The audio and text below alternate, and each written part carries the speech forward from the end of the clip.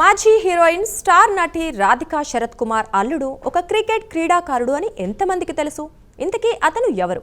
భారత జట్టుకు ఆడాడు. రాధిక 1980లలో సౌత్ సినిమాలో స్టార్ హీరోయిన్గా ఓ వెలుగు వెలిగారు. ఆమె మొదట నటుడు ప్రతాప్ పోతన్ను వివాహం చేసుకుంది. అతనితో విడాకుల తర్వాత ఆమె విదేశీయుడైన రిచర్డ్ హార్డీని వివాహం చేసుకుంది. ఈ జంటకు రాయనే అనే కుమార్తె ఉంది.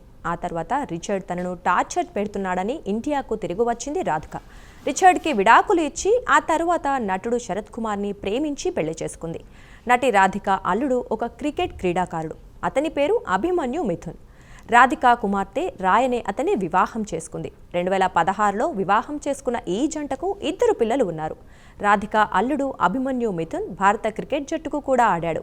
అభిమన్యు మిథున్ IPL టోర్నమెంట్లో RCB మరియు ముంబై ఇండియన్స్ తరపున ఆడాడు. అభిమన్యు మిథున్ 2010లో భారత జట్టులో ఆడాడు.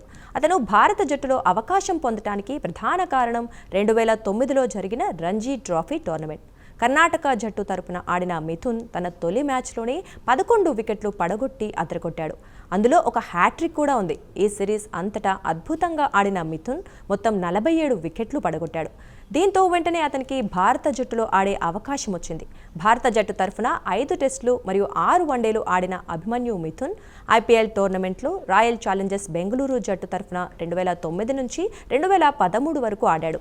గంటకు 140 కిలోమీటర్ల వేగంతో బంతులు వేసి ప్రత్యర్థులను ముప్పు తిప్పలు పెట్టిన మిథున్ను ఎక్స్ప్రెస్ బౌలర్ అని పిలిచేవారు.